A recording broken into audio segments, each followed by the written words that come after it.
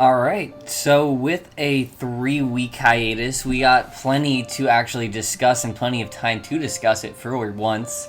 So we wanted to take a chance to kind of really focus on what seems like it's an impending storyline of the story in One Piece as we move throughout the final saga, and that is the Giants of Elbaf, of course, but more particularly their connection to the Sun God Nika. Because as Dorry and Brogy has shown up to Egghead, and pretty much every time they've interacted with Luffy since, in his Gear 5 form this time, it's just been consistent dialogue around the Giants and their connection and their dedication to the Sun and the Sun God. And starting all the way back in chapter 1106, with the arrival of the Giant Warrior Pirates on Egghead, the audience has been treated to some very interesting interactions, to say the least, and all kind of alluding to what is that growing Sun God lore that we're waiting to hear about. Yeah, so we wanted to take a deep dive looking into all of the various interactions, pieces of dialogue that we've seen so far out of the Giants, and particularly in their talks with Luffy during the current Egghead arc, and then analyze the previous connections that have already been established between Elbaf, the Giants, and the Sun God Nika. Before what we are currently watching unfold in front of us. And let's just start with the first chapter in which they've appeared in the new arc, chapter 1106. At the very conclusion of that chapter, where Dorry and Brogy finally have that face reveal once again for the first time in like 1,000 chapters. And they say, "Oh, we're here to pick up Straw Hat. You ask us why you're here? Or should we call him the Sun God?" Man, I almost threw my phone when I read that. I love that. They know when they pull up, and obviously it can kind of go one of two ways. It's like, oh, do they know he is the Sun God again? Or did they see his new bounty poster, which has him in Gear 5, and they're like, oh, that looks exactly like our Sun God. But either way, they're showing up knowing pretty much that they're coming for their son. Exactly. And then, start of the next chapter, right off the bat, 1107, we get Dorry and Brogy calling to Oimo and Kashi, which then leads us to reveal the entire full ship of giant warrior pirates. They show a quick flashback, we see the century-long fight, that was ended by Luffy. And then they're saying, a quick reference to the crew later running into Oimo and Kashi, and letting them know the update that their captains are now getting along and out in the world. And this kind of just shows that along with the historical impact of Nika that we're waiting to learn about, even Luffy himself as kind of the re-embodiment of Joy Boy has already also had a direct impact on the Giants' journey, like the reassembling of their crew. I mean, he's essentially the sole reason they reunited and even made it to Egghead in the first place. Yeah, I mean, he wouldn't even have his allies here. Mihawk said it best during Marineford. His greatest ability is his ability to turn pretty much anyone, enemy or just stranger, to an ally, and that's pretty much what is pushing them forward in this arc right now. So let's push forward into the next chapter, chapter 1108, and while there's no direct mention of Nika or anything Sun-related in this particular chapter, we do hear Dorry and Brogy admit that they took time to examine the bounty posters for the new Strawhats, so that it could be, like I said earlier, alluding to the fact of them just seeing him and knowing immediately, oh, that's the Sun God. That's our friend, but right. That's the Sun God. And that's why they took the time to be like, all right, we got to know all of them because these are his main crew. These are the guys we're going to follow. They're like the disciples. Yeah, they really are. And so they're going to make sure that they have the reverence to know their name, you're right. And they also make sure to mention in the same breath to Vivi or to Bonnie. It's the same character model for half of Oda's females, I swear.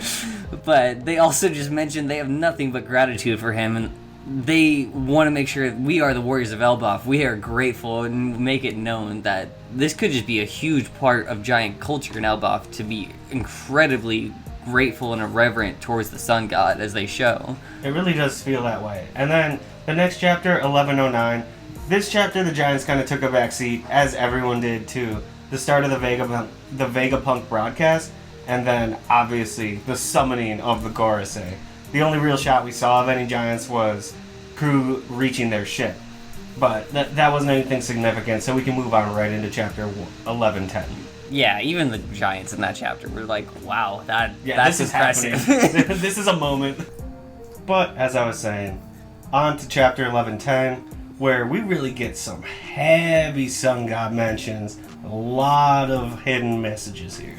And it starts with Dorry and Brogy just running towards Luffy as you see Jupiter's sandworm about to just chomp him, essentially. I mean, he had him. Yeah, right in his mouth. And they just mention as they're running up, that dark place, that dark belly. That's no place for him. That's no place for him. No place for someone like that. And as they almost carry it over into their named attack, the child of the sawing sun, or as the chapter notes like to reference, in the furigana, it's meant to sound more like the child of the sun. So, almost just wrapping up the sentence they were just having, the sun god does not belong in such a dark place. Right, and then they say it straight up that the weight to see Luffy that they had to endure was basically unbearable for them. Because it was too long, it's especially interesting because of how long these guys live. For them to have not even gone more than a couple years without seeing Luffy and just be longing to see him again. Because that's how strongly they're connected to him. Especially now knowing that he's the sun god. Oh, I'm sure maybe even they had it revealed to them by somebody else. They might have had some suspicion when they met him back on Little Garden, but... Because they've been waiting for this since they were born. Their entire lives. And they even say, like, 100 years is no big deal for a fight. We lived for 300, but they're like, that was a long time. 2 years, man. We missed you. That's how impactful and serious and, like, weighing on them it was. And finally, with chapter 11:11, the latest chapter, we probably have the most prominent focus of the Giants' knowledge on Nika that we see. And they're right there in the chapter title. Oh, yeah. From the go. The Sun's Shield. Straight up referring to Luffy as the sun. He is the sun. It's not even the same as their named attack later, which is the Sun's Shield. But no, this is the Sun's Shield. The Sun's Shield. They are here to protect him. Yeah. It is his shield. That shield is for him. It is meant for him. Absolutely. And we're going to get more into that as we break down the terminology. But first off, just off of appearance, Dorry immediately is kind of thrown off.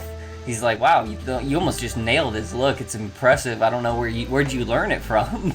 Right, and then Brogy, yeah, exactly. How did you learn it? How did you learn how to look like him? Clearly indicating they already know the true appearance of the original Sun God. And they had claimed that they had came when they heard the news, and that they were surrounded on Egghead Island, which shout out to Morgans for getting that out quickly. Because this has only been a few days. That's true, he's playing his part. But they eventually blow their own horn, which, as we had previously speculated in their own video, it seems like it's meant to represent the Galar horn, which is signaling the commencement of Ragnarok in most Norse mythology. So that horn blast might be signaling that everything from leading up to Egghead is only just the tip of the iceberg that we're going to get. And moving into their actual moves in the chapter, both of which in different ways seem to pay homage to more sun god inspirations, starting with the sun shield Svalin. And Svalin in Norse mythology is pretty straight up in terms of the fact that it is the shield that stands before the sun to protect it from the world from taking on all the sun's heat. But sort of an inverse out of play here, where you see instead they are the sun shield actually protecting the sun, giving it a chance to finally shine on this dark world again. Right, and then we've got split skalda, which is also a Norse term that roughly translates to owe or obligation, which could also imply the giants' dedication to the sun god as a culture and their willingness to give basically their entire lives to him. And so, throughout all these chapters, Dorry and Brogy, they clearly have some previous education. They might have been taught.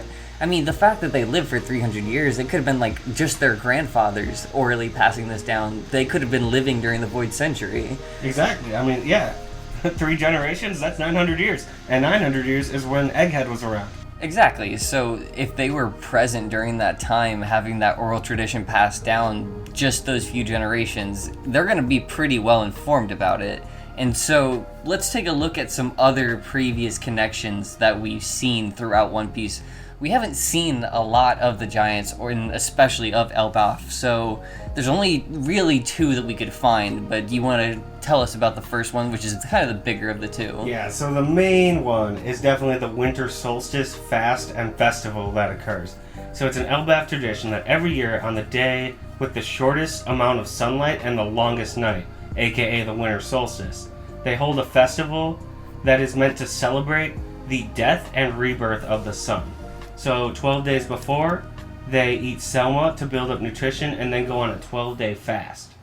And it's said that afterwards, after doing this and then celebrating the solstice, the sun's warmth will return to end the winter season.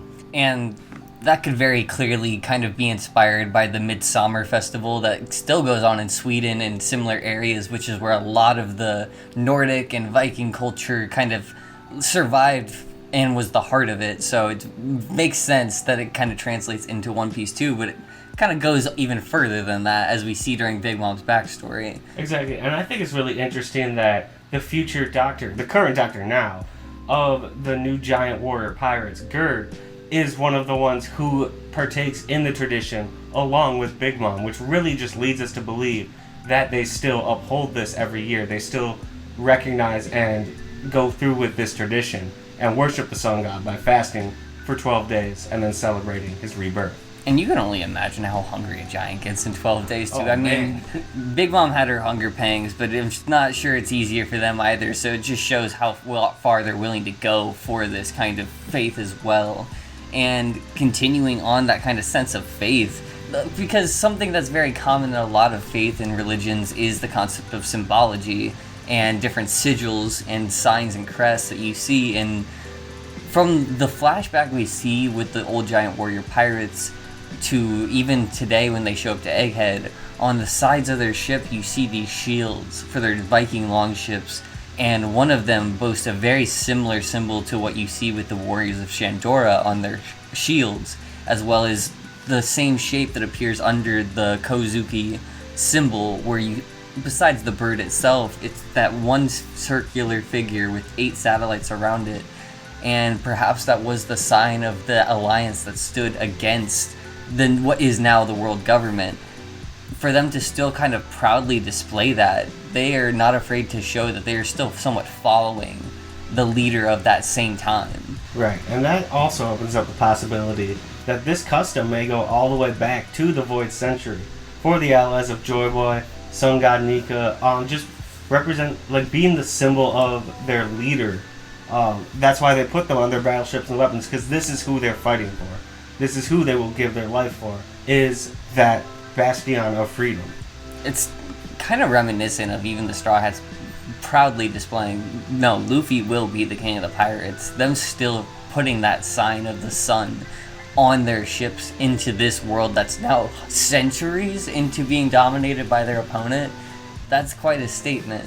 But to this point, that's kind of all we have to go on between the connections that's been directly put in front of us. And even with that little to speculate, it's pretty easy to see that the Giants of Elbaf are very keen on who Sun God Nika is. Oh yeah, they definitely have a lot more to tell us. Everywhere they go, they proudly are displaying all of their sigils, their symbols. We're definitely about to get a lot dumped on us as far as the expedition and backstory, the true history of One Piece. And so, instead of just speculating on what we don't fully know or trying to make a connection between two things that are very easily already tied together, we wanted to just speculate on what we think we are going to actually learn about Nika when we come to Elbaf in the near future, and what their deep connections to the Sun God might imply for what the nation itself is, and maybe even Joy Boy's identity. Yeah, and so as I was saying, I believe that we're about to learn all the real history of the world, from the original Sun God Nika and the Ancient Kingdom, all their secrets, to the Void Century and Joy Boy's defeat. Also, why the Sun God's fruit fought and sought out Luffy out of everyone, because the Gorosei themselves said that it has a mind of its own. It's acting on its own will. Why was this always destined to come to him? And maybe even what could Shanks' role have been in bringing that fruit to him? They were hanging out with Shanks just before they ended up showing up to save him at Egghead. Definitely doesn't seem like a coincidence. No, and he's definitely kind of been watching out for Luffy this entire time. It's going to be interesting to find out his role in it all, but it seems like we're honestly going to learn a bit more about the Giants first. And one thing that does seem pretty much guaranteed based on what we've seen here at Egghead is that we are pretty much going to expound on any of the discoveries of Ohara that we might not fully get through with this Vegapunk announcement. Mostly just because of the fact that if Saul is alive and he is there, we are going to learn about what happened and everything that Ohara knew. And between him and Loki and maybe some elders of Elbaf, and we'll even throw a Rouge in there because that's fun to do. Yeah. It's likely we're going to pretty much learn almost all the Nika lore we can. And perhaps he was just another guy like Luffy who just, through his own good deeds and his good attitude, people just began to sort of follow him and see him as the same image and this icon that even the Straw Hats become today. Kids in Fishman Island are wearing the Straw Hat because they want to be like that hero. Perhaps Joy Boy just became so iconic that it manifested over time into a devil fruit, kind of like what Vegapunk explains. If man desires it so much, it just becomes myth, and that turns it into the devil fruit it is today. And we might even learn the truth about the war between the world government and the ancient kingdom, but regardless, whoever this Joy Boy and Sun God Nika was, we are going to figure out much more about the person that Luffy is now embodying again. Absolutely, and that brings us to our second speculation, which is, what do all these connections tell us about Elbaf and Joy Boy? And to me, the way Egghead has been used to reveal the true darkness of the world, I think Elbaf is going to be the reverse. They're going to reveal the true light in the world. And as for Joy Boy, I believe he embodies the very essence of what the Winter Solstice celebration is all about. The death and rebirth of the sun. I think we'll learn that his defeat was a lot like some others that we've seen, where it was a necessary loss before we could have the emergence of the next great power, being Luffy, the same way that Roger's execution was necessary to spark the Great Pirate Era and Luffy's inspiration to become Pirate King. It could even parallel other characters like Odin, who had to be defeated before Momo could rise and become Shogun of Wano, which, again, was directly dependent on the return of Joy Boy, and was the actual first place that we saw the awakening of Luffy's Sun God abilities, and him taking his giant form for the first time. And you're right, these connections just kind of seem to cement that Joy Boy, whoever he was, his death and defeat was necessary to kind of inspire what might even be the will of D today. And whatever connections existed between Elbaf and Joy Boy might be very similar to that of any of the other allies that stood against the other 20 kingdoms during the Great War. They share a symbol. All these allies seem to kind of view this same figure in the same light. And it could just be what Luffy is to a bunch of people, what they say in the chapter. He's their buddy, and they're going to keep fighting by him. So it might be likely that Joy Boy in the past could have just been that figure to what Luffy's been to so many others, where he gives them the chance to be free, and he gives them their home back. And this was something I was going and putting in my own head, but we see what's likely the Atom Tree on Elbaf and how it stretches to the sky. And while that's kind of an inverse to Eve stretching to the bottom of the ocean, maybe that stretching ability was something Joy Boy himself did. With Gear 5, there's not much you think a character cannot do at this point.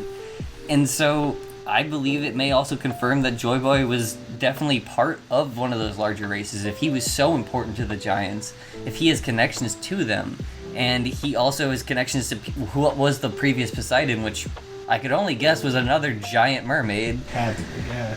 And also Zunisha, who is the largest thing we know about in the series. His crew is huge. You have to think he's pretty big too. Even his Straw Hat is huge that we see Marie Joie. So if he's not a buccaneer or a giant at this point, I'd be shocked. And with Elbaf seemingly being what's next in our Grand Line adventure, it seems like we're going to be getting those answers here soon.